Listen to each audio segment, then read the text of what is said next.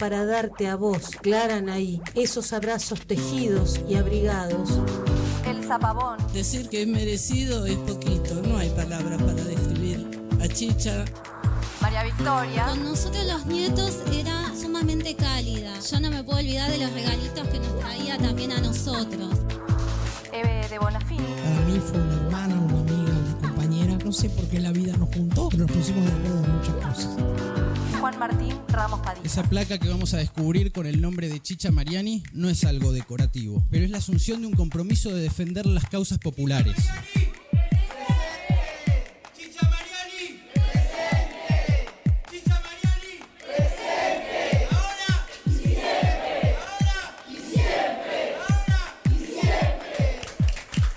Radio Caput. Hable bajo pero hable, no se calle. Esas cosas. ¿Querés arrancar la mañana bien informado? Infosiberia, las noticias en tu celular. Mandá un mensaje de WhatsApp al 11 3205 8813 y recibilo gratis todas las mañanas. En Caput. Bienvenido, Juan Pablo Olson. Es un gusto enorme que estés acá con nosotros. Pasan cosas. Felicitarlos por las actividades. Infosiberia es impresionante la repercusión que tiene. Cada vez que participé me llegan de distintas partes del país saludos, así que felicitarlos no solo por el cariño que les tengo, sino por las actividades y por lo que hacen. Radio Caput. Qué placer este encuentro, qué alegría. Esas cosas.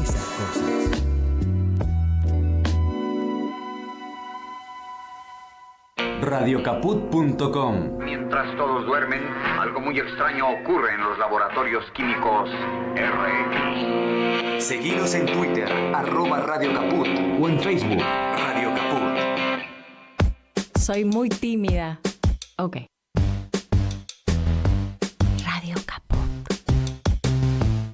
Radio Caput. Estás escuchando Caput. Radio Caput. Radio Caput. Te comunicas con nosotros al 11 65 16 44 46. Radio Caput. ¿Sabe lo que pasa? Acá le está fallando el engranaje.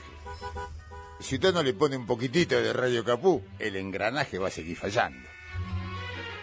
Radio Caput. 5, 4, 3, 2, 1. ¿No quieren? Mátenlo. Bueno, a ver. Ok. Sí. ¿Es acá? Sí. Ahí sí puede ser. Radio Caput.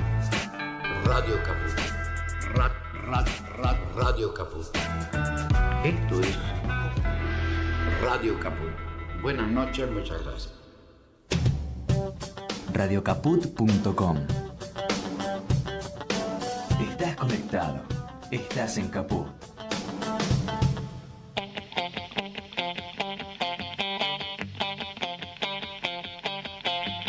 Operativo Clamor. Con Javier Vicente, el relator del pueblo. Tu amor te espera, no esperes más. Porque perdiste tanto tiempo. Operativo Clamor. Los jueves a las 14 en Caput. Entre lujurias y represión, bailaste los discos de moda. Y era tu diversión, burlarte de los ilusionistas. No llores por las heridas que no paran de sangrar. No llores por mi Argentina, te quiero cada día más. Buenas tardes a todos, a todas, a todes. Bienvenidos a la tarde de Operativo Clamor, aquí en Radio Caput, en la radio que es sin lugar a dudas la propuesta alternativa para estos tiempos de llamado urgente que hacemos desde aquí, desde estos micrófonos maravillosos al servicio del pueblo, de un pueblo agredido por la restauración oligárquica neoliberal con fachada anarcocapitalista. llamado urgente a movilizarnos. Y aquellos que no puedan movilizarse en el día de mañana a las puertas del Congreso Nacional, donde se va a desarrollar la Asamblea Legislativa de apertura de sesiones del año 24, a manifestarse en cada casa, en cada barrio, en cada esquina, cacerola mediante o artefacto que haga ruido mediante, pero sin dudas, mañana es un día clave donde el pueblo argentino tiene que manifestarse, tiene que movilizarse, tiene que estar en las calles, porque esa es la única manera en que vamos a lograr cambiar la agenda del poder, cambiar la agenda de los medios de comunicación que son parte del poder, de una agenda que más allá de la coyuntura política y de un presidente que a esta altura de las circunstancias parece tener la suerte sellada, lo cierto es que se está jugando mucho a estas horas. El poder no va a querer entregar así como así su proyecto de restauración neoliberal, oligárquico y con fachada narcocapitalista. Podrá dejar la fachada narcocapitalista de lado, podrá decir, no, este está loco, pero lo que no van a negociar por nada del mundo en ese sentido es la restauración neoliberal y la posibilidad de avanzar sobre los derechos de los trabajadores, sobre los derechos de las mayorías del pueblo argentino. Por eso la movilización es fundamental. Es fundamental para cambiar la agenda, porque las grandes movilizaciones populares son los que cambian la agenda del poder, son las que cambian la agenda de los medios de comunicación. Y en esa movilización popular tiene que estar el emblema que hoy tiene no solo la Argentina, sino el mundo, para enfrentar los desafíos de este fin del capitalismo que parece tener en lo que llama bien Jorge Alemán los fascismos post-neoliberales, su tabla de salvación en lo que nosotros vamos vislumbrando ya como el final del sistema, ¿no? El final del sistema, como decía Marx, adquiere la figura de un sistema en su clímax total, y es allí donde empieza a caer, y eso es lo que estamos viendo. Y por eso la movilización popular es fundamental, y por eso ese emblema que hoy es Francisco, el Papa Francisco, que con su discurso de ayer muestra que sin lugar a dudas es el referente en la Argentina y en el mundo frente a este sistema inhumano, deshumanizado, bestial, brutal, y frente al desafío de la hora que nos impone la restauración oligárquica neoliberal de poner en cuestión a las viejas y tradicionales y siempre bien ponderadas consignas, eslogans, paradigmas de nuestro tiempo, como el de la justicia social. El mensaje de ayer de Francisco en ese sentido fue muy importante, muy significativo, y hoy me parece que es la gran bandera, la imagen que tenemos que llevar a cada una de las movilizaciones, a cada uno de los lugares donde esté el pueblo presente defendiendo sus derechos. Es como esa pasionaria en las calles de Madrid, siendo el emblema de la resistencia y del no pasarán. Hoy el Papa Francisco, sin lugar a dudas, es eso, y también tiene que estar presente en cada una de estas manifestaciones. Pero el pueblo tiene que estar movilizado. Por eso, desde estos micrófonos, llamamos urgente a esta convocatoria, a movilizarse, a manifestarse, a estar en las calles. Mañana es un día clave, y el pueblo tiene que ser protagonista, una vez más, como lo ha sido tanto tiempo en nuestra Argentina, que tiene todavía, creo yo, el gen de la movilización, el gen de la resistencia, el gen de enfrentar a los poderes, y lo tiene. Aunque esté muy en el fondo, aunque parezca que ha desaparecido, tenemos que activar a través de la movilización popular ese gen, porque la patria está en peligro, no cabe ninguna duda, y no podemos hacer otra cosa en ese sentido que defender a la patria. No pasarán. La patria está en peligro.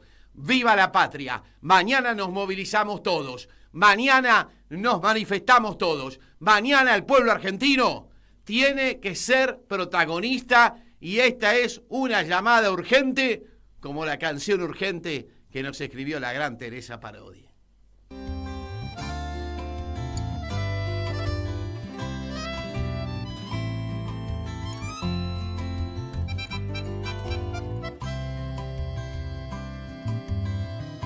canción es urgente, es un río creciendo, una flecha en el aire, es amor combatiendo.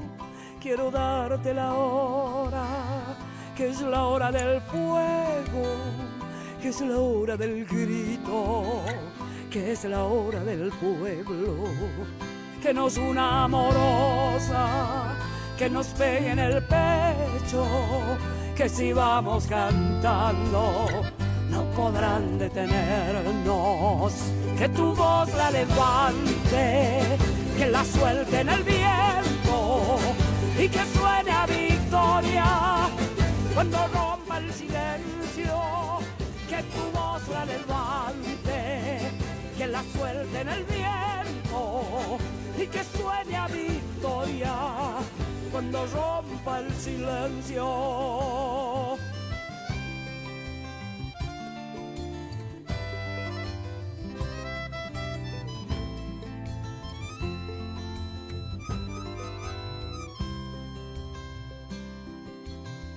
La canción es simiente, es de barro y de cielo, es semilla y espiga, es futuro y recuerdo. La canción es urgente, viene y va compartiendo con dolor y alegría el mismísimo sueño. Quiero darte la hora con las ganas que tengo, en el nombre de todos los que no se rindieron. Que tu voz la levante, que la suelte en el viento y que suene a victoria cuando rompa el silencio. Que tu voz la levante, que la suelte en el viento y que suene a victoria cuando rompa el silencio. Que tu voz la levante, que la suelte en el viento y que suene a victoria cuando rompa el silencio. Que tu voz la... Vamos, vamos mañana todos a movilizarse, a manifestarse, a estar en las calles. La movilización popular es la que cambia las agendas del poder, de los medios, sobre todo en estos tiempos de disputa, querido Gabriel Agote. ¿Cómo te va? Buenas tardes, bienvenido. ¿Cómo estás, Javier? Vos y la querida audiencia. Oh, muy bien. Ya vamos a estar charlando con nuestro compañero Gabriel Agote, pero ahora del otro lado de la línea lo tenemos al sociólogo Fortunato Marimachi. Siempre muy interesante charlar con él, un profundo conocedor de la iglesia y de tantas otras cosas. Además fue rector de nuestra querida Facultad de Ciencias Sociales en la UBA. ¿Cómo te va, Fortunato? Soy Javier Vicente junto a Gabriel Agote. ¿Cómo estás? Muy bien, gracias. Bueno, qué mensaje importante el de ayer de Francisco, ¿no? Es un mensaje corto, contundente, nadie puede dudar de lo que dice, de una crítica total, furibunda al Dios mercado, al Dios ganancia, a aquellos que siguen deshumanizando y ampliando la pobreza. Y aquí tampoco nadie puede decir que fue global, porque directamente hablaba para un grupo de juristas y militantes en Argentina, en la cual había personas muy conocidas como el juez Gallardo, el juez Zaffaroni y otros jueces más,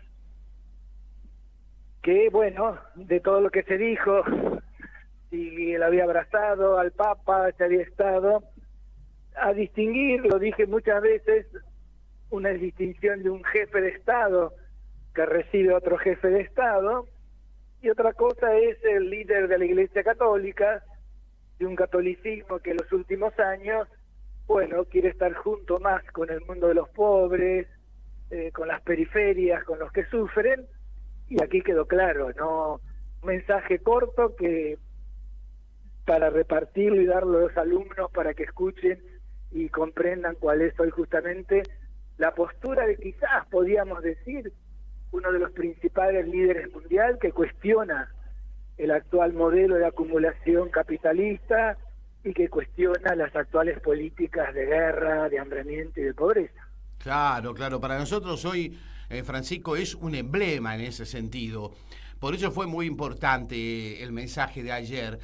Pero además, Fortunato, yo creo que el Papa se sintió de alguna manera traicionado por el presidente, porque el presidente lo quiso meter en la bolsa de su ajuste, y después de esa reunión, cuando salió a decir el Papa apoya el ajuste, yo creo que el Papa en el fondo se sintió un poco traicionado en ese sentido, ¿no? ¿Cómo lo advertimos? No sé si traicionado, pero podría haber dicho el presidente, me reuní, tuvimos acuerdos y desacuerdos, pero no. Es un presidente que él cree que todo lo que se hace es para su favor, sigue creyendo que la mayoría de la sociedad argentina lo está apoyando, él sigue creyendo que esta es la política adecuada para salir de la pobreza y todo lo demás. Bueno, y ahora el Papa le contesta, y lo que sí esperamos también, que el resto de la Iglesia Católica en la Argentina, los obispos, los movimientos, la agresión cristiana de dirigentes de empresas y tantos movimientos, bueno, apoye a lo que es la enseñanza social de la Iglesia Católica en este momento.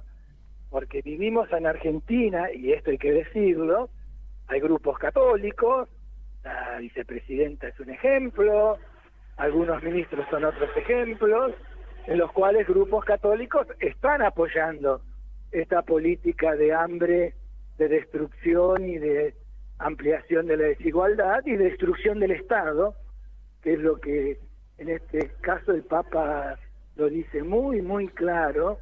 Y hay una guerra de dioses, eso me gusta a mí ese concepto, porque por un lado el Dios mercado, por otro lado el Dios ganancia y por otro lado el Dios de la distribución, de la igualdad, de la fraternidad.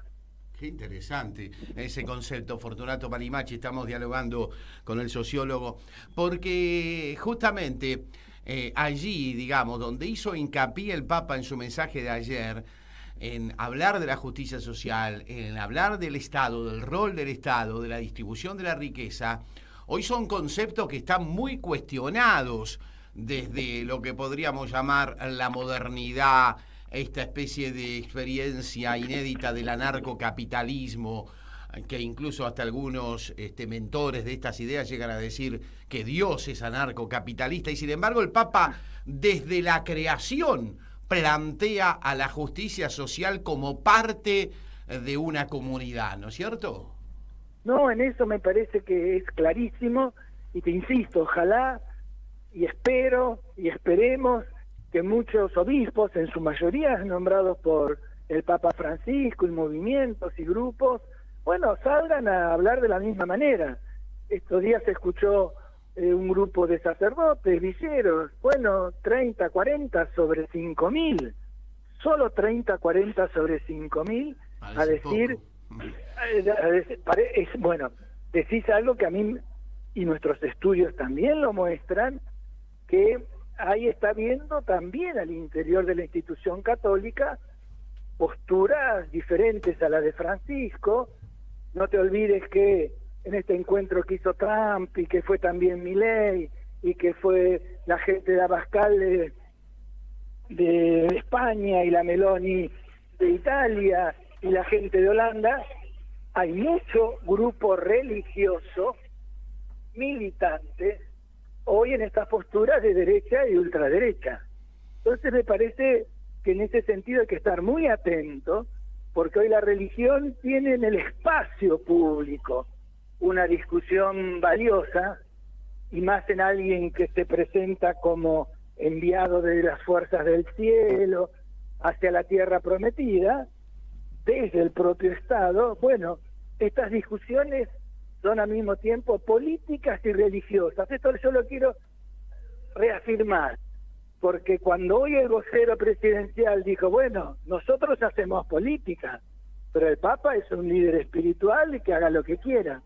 Y no es así, y hay que discutirlo, y por eso es muy importante que la política y la religión y lo social hoy, en el siglo XXI, tienen vínculos, puentes, que son muy importantes tenerlas en cuenta ante estas derechas y ultraderechas que se creen el todo, que se creen mesiánicos y mucho más a veces carismáticos, es decir, conceptos religiosos utilizados desde el propio Estado. Fortunato Malimachi, Gabriela Gote te saluda, ¿cómo estás? ¿Cómo te va? Bien, bien. Te quería hacer una pregunta. Estaba pensando en la línea en que venías hablando, porque si uno hace una retrospectiva de la relativamente fresca, por decirlo así, relación entre el presidente de la Nación y el pontífice, todos vimos, digamos, ese exabrupto de Milei de calificar al Papa de representante del maligno en la tierra.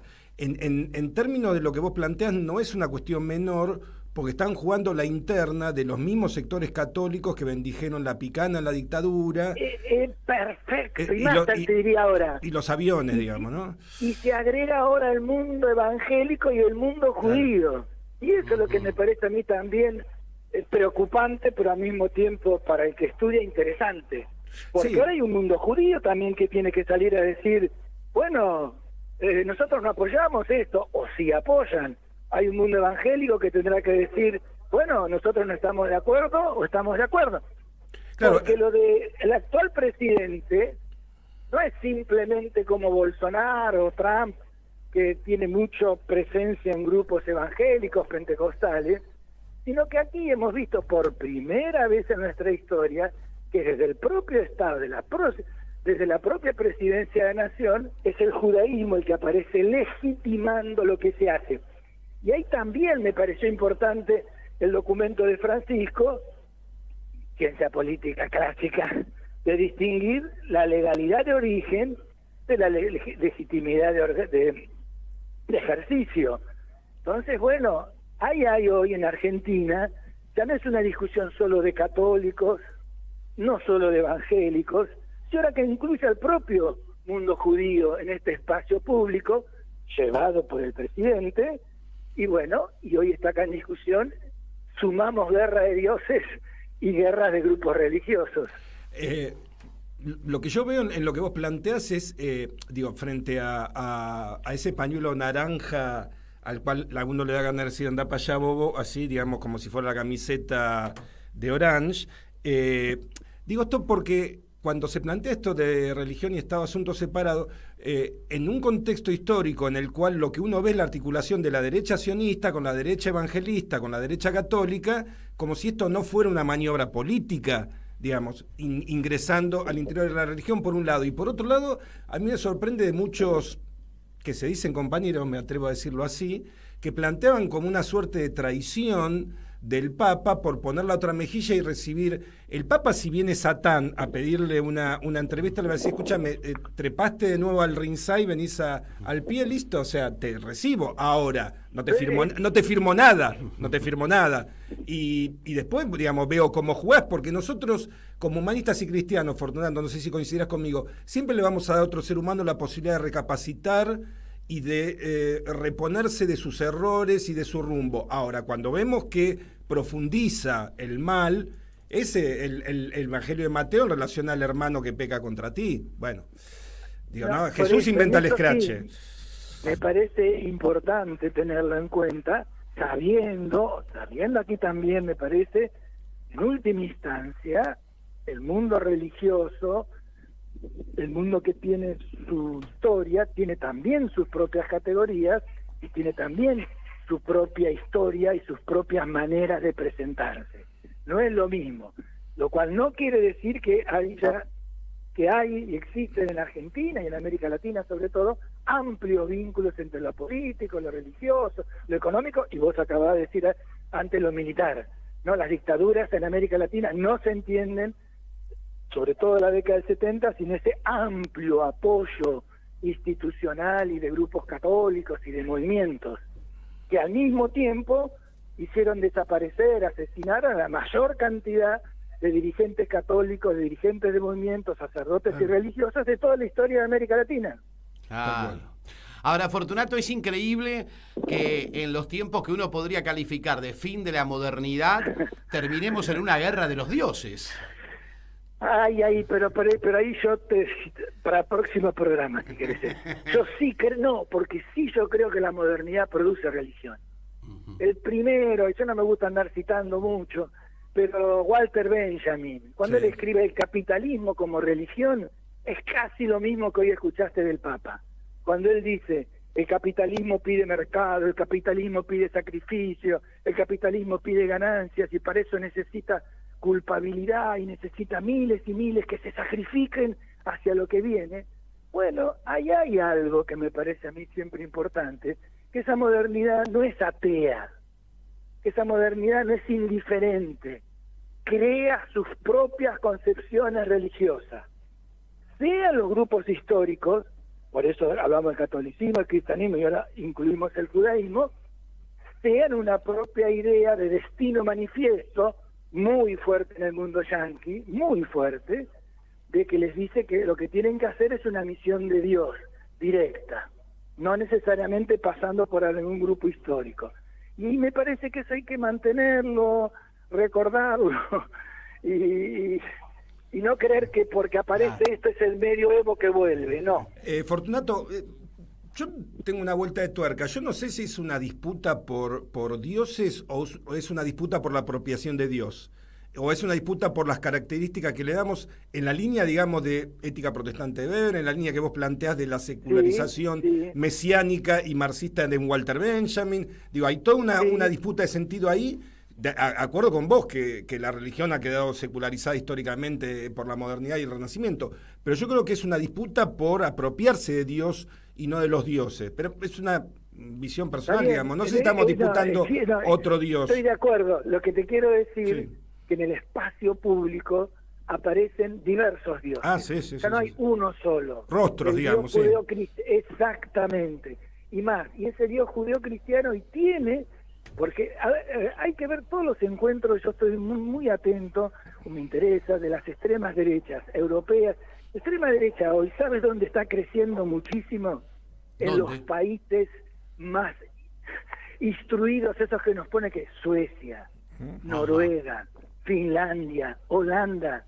Es una extrema derecha luterana, que nadie se hubiera imaginado hace 20 o 30 años, aunque si uno ve, tiene que saber que en esos estados luteranos, que los obispos forman parte del parlamento, los obispos, el Estado les cobra impuestos a todos sus habitantes y se los entrega a los grupos religiosos, pero bueno, en un momento acompañaban las sociales democracias, vamos a decir.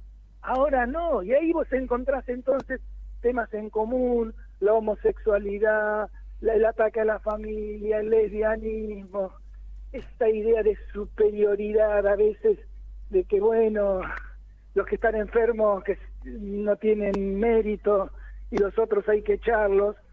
En Europa muy fuerte en contra del Islam y en nuestros países, bueno, muy fuerte en contra de la antipolítica.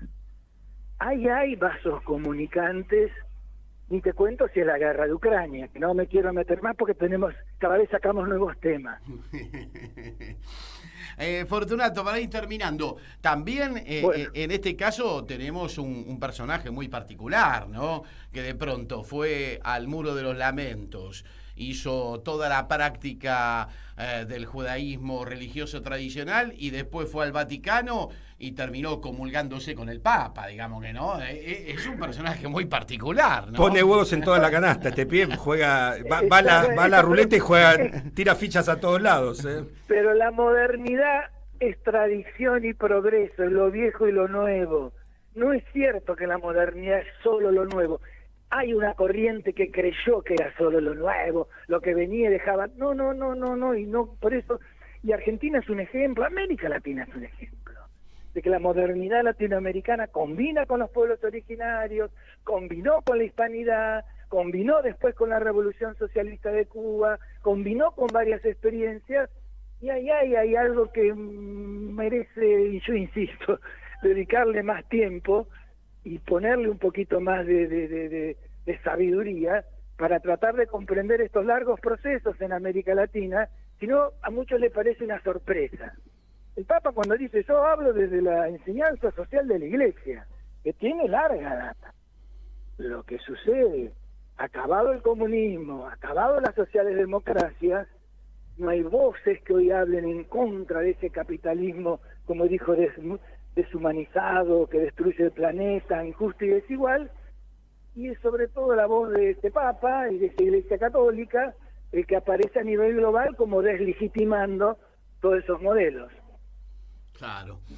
Fortunato Malimachi, muchísimas gracias, como siempre un placer. No, a ustedes un gran abrazo y a seguirla. Ha sido muy linda la charla, un abrazo grande. Hasta luego. Fortunato Malimachi charlando con nosotros, y muy interesante, ¿no? Porque yo creo que el rol del Papa en este momento es decisivo. Es más, soy de los que sostienen de que a cada movilización que hagamos, a cada evento donde haya que manifestarse en contra de esta agresión que está sufriendo el pueblo argentino, tiene que estar la figura del Papa. Hoy es sin duda la contraparte a todo esto, ¿no? Porque incluso hablando desde la creación, que es la que representa Francisco, siendo de alguna manera el representante de Dios en la tierra y no del maligno, como alguna vez lo calificó el actual presidente, el tipo te está diciendo la justicia social es parte de una comunidad, no puede quedar fuera, como lo está planteando el actual gobierno, ¿no? Sí, Javier, yo creo que desde el punto de vista del justicialismo, peronismo, como se lo quiera llamar, yo creo que hay un tándem, por así decirlo, como las dos monedas de una cara, en este momento a nivel de liderazgo internacional, que son el Papa y la figura de Putin. Me parece que, en relación al acendrado peronismo de su principal asesor, Alexander Dugin, que ha planteado que es el conductor político más importante de la historia, porque es el que ha entendido la centralidad de lo ontológico del ser humano, digamos, ¿no? Yo incluiría a Lula en este momento, sobre todo en la posición que tiene Lula frente al genocidio en Gaza. Sí. En realidad Putin es como la punta de lanza del BRICS. Me parece que todo el BRICS está jugando para este lado, digamos. Sí, lástima que no fuimos del BRICS, ¿no? Bueno. Si nos estás viendo por YouTube, aparece en la pantalla donde nos estés viendo, ya sea en el televisor, en la notebook, en la PC, donde nos estés viendo, aparece un código QR. Si lo escaneás, podés hacer tu aporte a Operativo Clamor, tu aporte para que Operativo Clamor y Radio Caput siga resistiendo en estos tiempos de insurrección popular. Allí podés escanear y tenés la posibilidad de aportar 1.500, 3.000 pesitos, un cafecito de mercado pago a través del sistema de QR en la pantalla. Ahí lo tenés en la pantalla, en el margen de derecho inferior. Ahí está el código QR si nos estás escuchando y querés hacer tu aporte. Ya está el doctor Barcesat del otro lado de la línea. Aprovechamos para saludarlo. ¿Cómo le va, doctor? ¿Qué dice usted? Buenas tardes. Bien, acá estamos, los saludo a ustedes y a la audiencia. Muy bien. Queríamos consultarlo porque, bueno, así como la política está en un momento álgido, sobre todo por lo que puede pasar mañana, también la judicialización de la política se hace presente en este momento, con el DNU que la Corte tiene que resolver, con estas presentaciones que se han hecho por parte de las provincias. ¿Qué está viendo usted, doctor? Bueno, yo estoy bregando para que la nulificación de este engendro normativo, que es el decreto de necesidad y urgencia 70/2023, sea efectivizado por el Congreso de la Nación.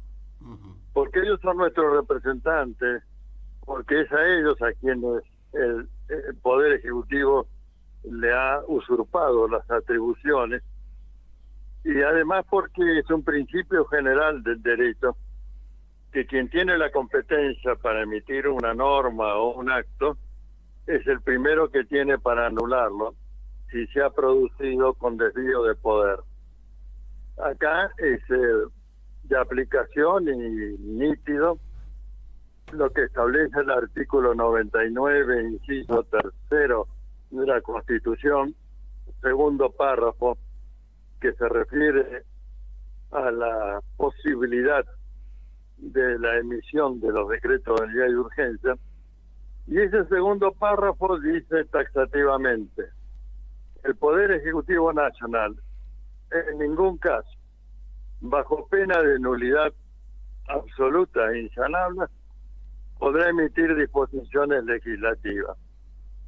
Luego, el párrafo siguiente excepciona esto a favor de que cuando hay circunstancias excepcionales que impiden seguir el trámite de debate y sanción de las leyes, el Poder Ejecutivo podrá emitir estas disposiciones sujetas a su ratificación por el Congreso de la Nación.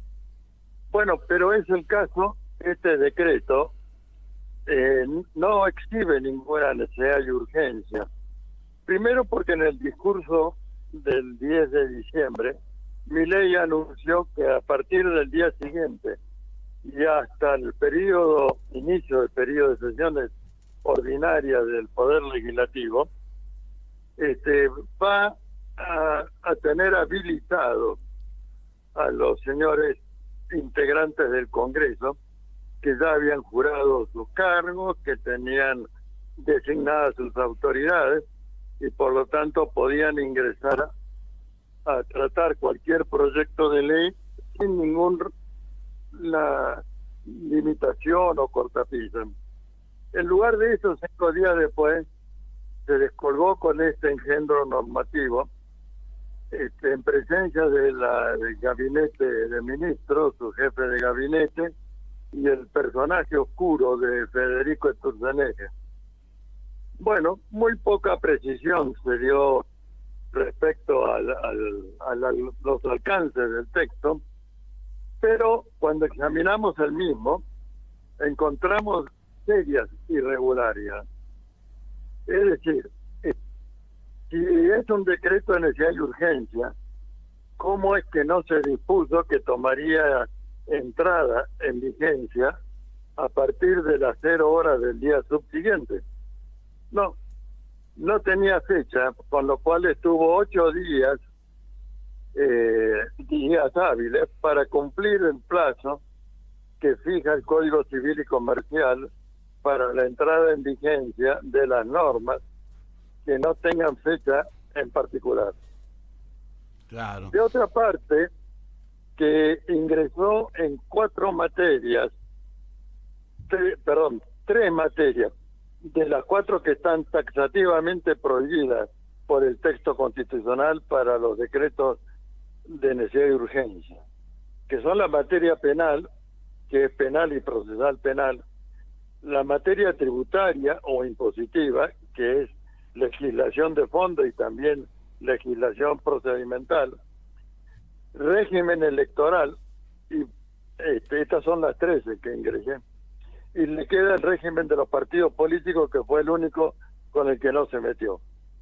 Bueno, evidentemente es un producto nulo, de nulidad absoluta, insanable, y lo que corresponde es salir del laberinto de si ya está conformada y cómo está conformada la Comisión Permanente Bicameral de Seguimiento, porque hay un debate de que, como es costumbre de los macristas y de los mileístas, robaron cargos atendiendo a la representación proporcional que debe tener las comisiones conforme sus bancadas.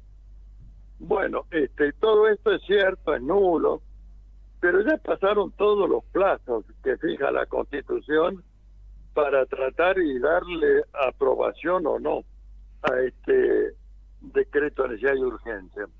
Entonces, lo más saludable, siguiendo a lo que decía Leopoldo Marechal, de los laberintos se sale por arriba, presentar un proyecto de ley muy escueto que tenga solamente 2 artículos.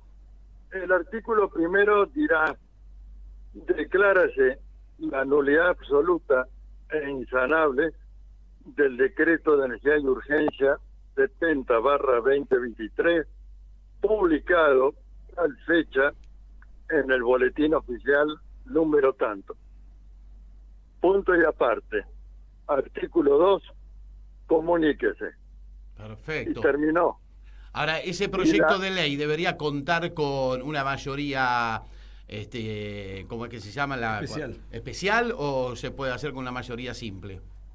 Para imponer esta ley basta la mayoría simple. Ahora, Si luego el Poder Ejecutivo emplea su facultad de veto, tiene que lograr en ambas cámaras 2/3 de los presentes, y si logra ello, automáticamente se promulga. Y se terminó y se sepultó sin lágrimas y sin flores el DNU 70/23, que es el que trastocó la vida de todos los argentinos, porque liberó las tarifas, no hay controles de órgano alguno del gobierno, y esto es lo que lleva a la desesperación cotidiana a nuestro pueblo. Pero además es un adefesio normativo, es decir, no sé qué es más malo, si lo que perjudica la vida cotidiana o lo que si pasa con la topadora por la institucionalidad. ¿Y la De Corte todas maneras, no se va a abocar la Corte a tratar el tema o va a esperar que la política defina? Bueno, esa respuesta no la puedo dar yo. Yo digo que en la teoría del derecho se dice que quien tiene la competencia para crear una norma es el primero que tiene la competencia para anular la misma que ha sido producida por desvío de poder o contrario a los fines establecidos en la Constitución. De manera que tengo que empujar, bregar, más allá de que como letrado tengo firmado creo que más de 6 acciones de amparo impugnando este decreto. Entonces, lo que hay que tener en cuenta es que esta sería la forma más rápida y que además tiene un precedente muy valioso en nuestra historia institucional, que es la anulación de las leyes de punto final y obediencia debida. Primero, el gobierno de la Alianza, fracasando como en todo, las derogó, con lo cual le dio un barniz de legalidad, porque en el derecho se deroga lo que es válido, pero que perdió criterio de vigencia u oportunidad o agotó su objeto. Bueno, por supuesto, los que estaban encartados en crímenes de lesa humanidad tomaron champán ese día, porque después de los discursos virulentos, el Congreso parió un ratoncito miserable, la ley de derogación. Inversamente, cuando llega el gobierno de Néstor Kirchner y las entidades de derechos humanos, movimientos de derechos humanos, sus cuerpos jurídicos, que mantenían una batalla desde el minuto 1 contra esas leyes infames, bueno, logran una ley que dice escuetamente, se declara la nulidad absoluta e insanable de las leyes 23.492 y 23.521, conocidas como de punto final y de obediencia debida. Artículo 2, comuníquese. Y al día siguiente, la Cámara Federal, que era otra Cámara Federal, de la capital federal, reabrió las causas y prosiguió el enjuiciamiento de los crímenes de lesa humana. Eduardo Barcesat, Gabriel Lago te lo saluda, ¿cómo le va? ¿Qué tal? Le quería hacer una consulta porque es una sensación que tengo, uno tiene amigos y conocidos, sobre todo los segundos, en todos los lugares, y yo con gente del mileísmo evangelista, por decirlo así, les pregunta, ¿por qué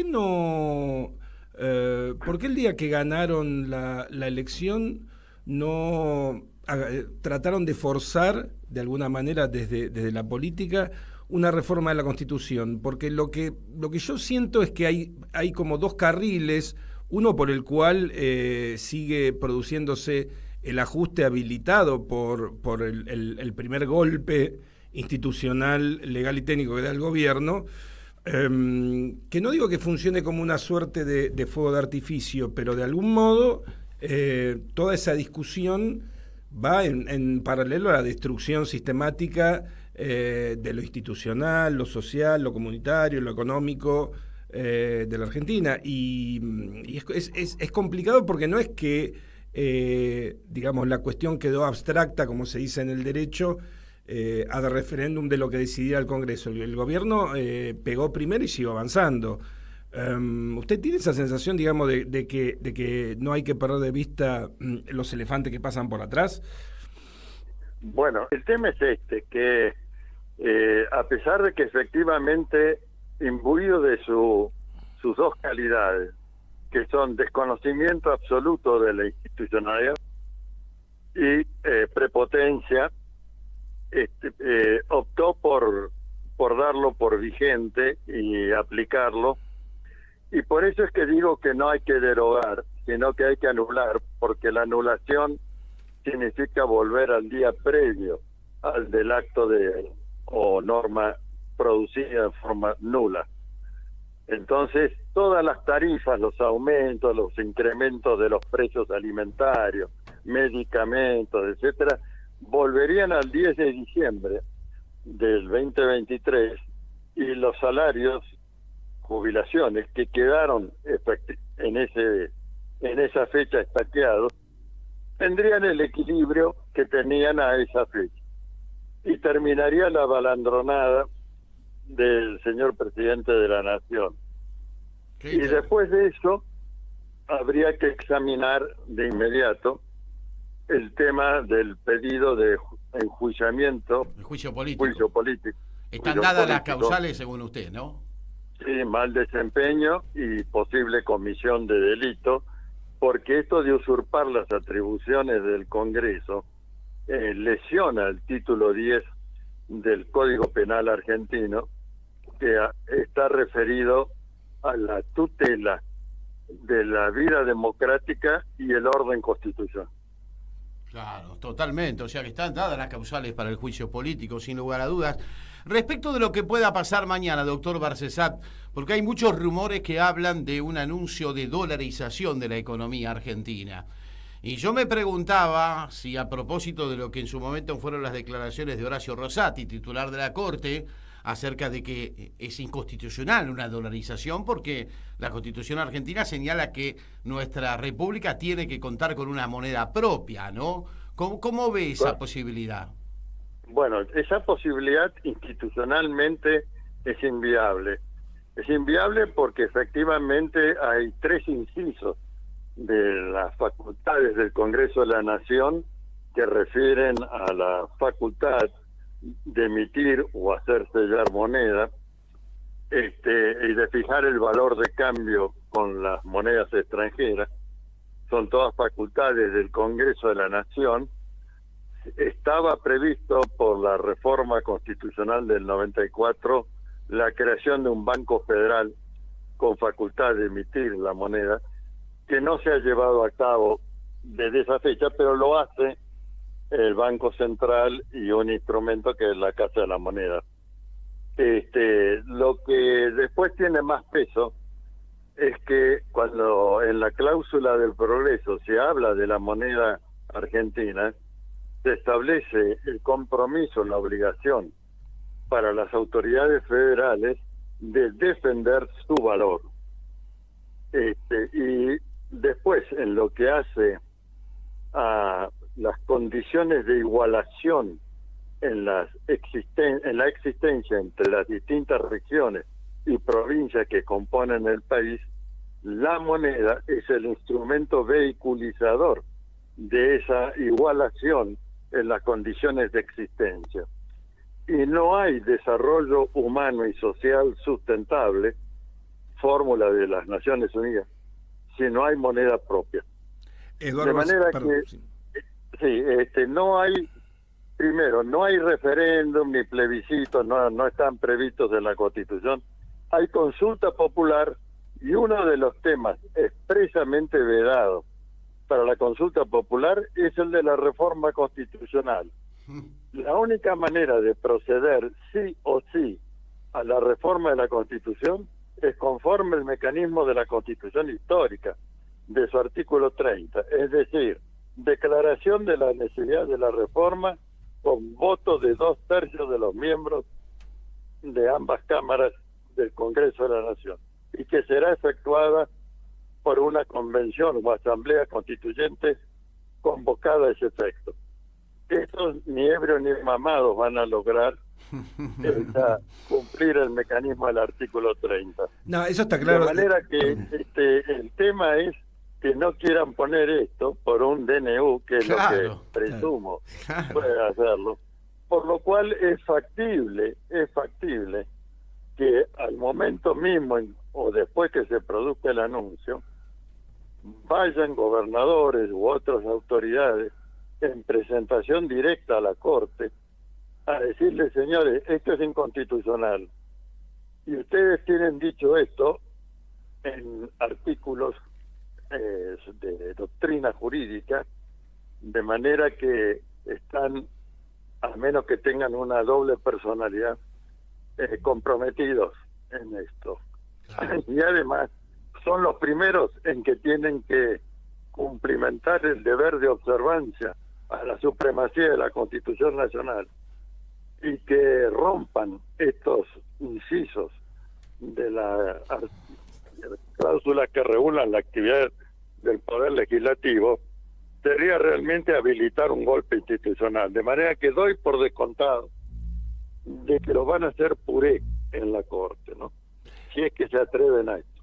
Y trataremos de colaborar en todo lo que podamos colaborar. Doctor Eduardo Barcesat, quería aclarar que lo mío fue una butad, era una chicana a mis conocidos, dándoles a entender que lo que iban a hacer lo iban a hacer justamente porque no tenían la correlación de fuerzas como para impulsar una reforma constitucional. Ahora, hablando de la Carta Magna, también hay que recordarle a mucha gente que por ahí es tan goebbelsiana la comunicación, que la gente se olvida que el Congreso de la Nación está facultado a autorizar a las provincias a emitir moneda, a pedido de las provincias, digamos. El Congreso puede facultar a las provincias a la emisión de moneda. ¿Estoy equivocado? Bueno, ahí podría haber un debate, porque la única provincia que tendría esa facultad y que se la reservó detrás del pacto que habilitó la incorporación de la provincia de Buenos Aires al marco de la Constitución Nacional de 1853 fue la provincia de Buenos Aires. El Pacto de San José de Flores. El Pacto de San José, que tiene una ventaja relativa respecto. Por supuesto que en función del principio de igualdad se podría decir, bueno, si lo tiene esa provincia, ¿por qué las otras no? Claro. Pero yo creo que lo que hay que hacer es rápidamente, si el viernes anuncia este disparate de dolarizar, el día lunes clavarle la banderilla en la Corte Suprema de Justicia de la Nación y después quedarse cruzado de brazos a ver cómo los hacen picadillo. Claro. Doctor Barcesat, como siempre un placer dialogar con usted, ¿eh? Hasta la próxima. Bueno, hasta pronto, que sigan bien. Que siga bien. Eduardo Barcesat, el doctor Eduardo Barcesat, un constitucionalista que precisamente no es de los que se toman el tren en Constitución, ¿no? Como otros, como decía Aníbal, ¿te acordás? Todo lo contrario, un especialista, y lo que está diciendo, ¿no? Si este muchacho sale con la dolarización, la Corte tiene que salir rápidamente a quebrar esto, ¿no? Ya lo dijo Rosati en su momento, ya le mandó un mensaje a Rosati en su momento, cuando le dijo, mire que la dolarización es ilegal.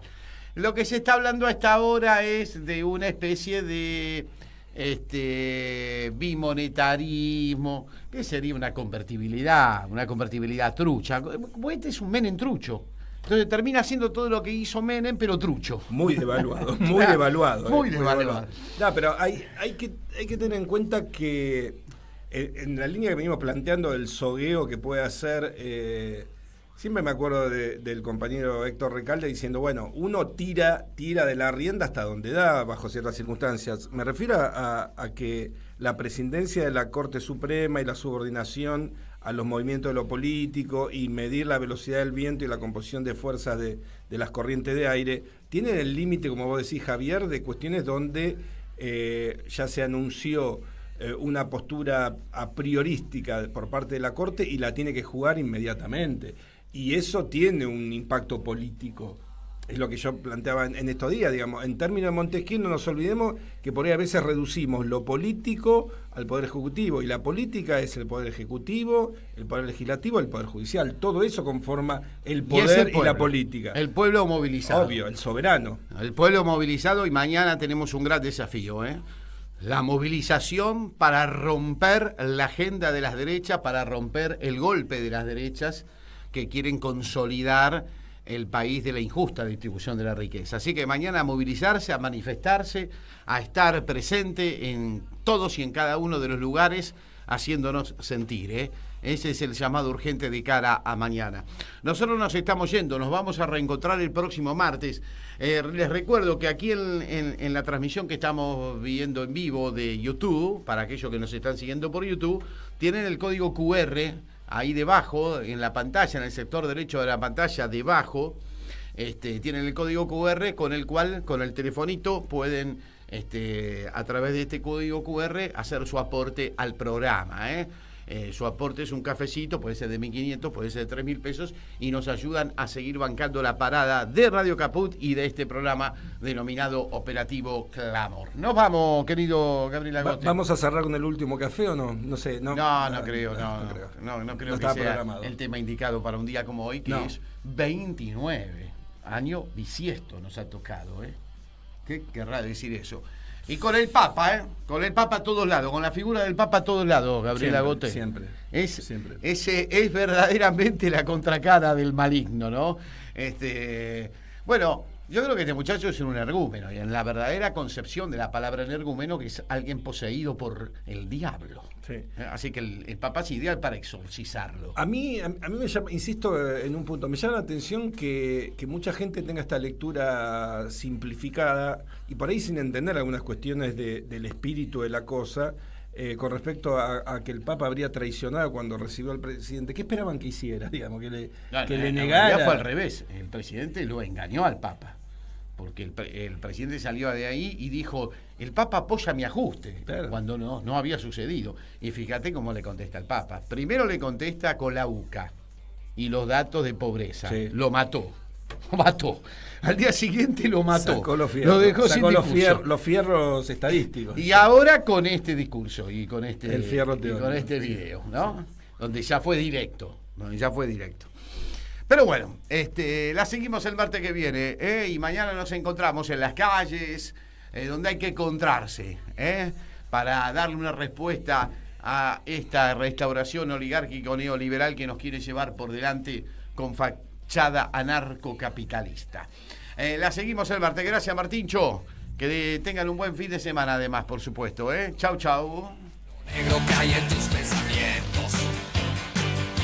No llores por las heridas que no paran de sacar. No llores por mi Argentina. Te quiero cada día más, cada día más.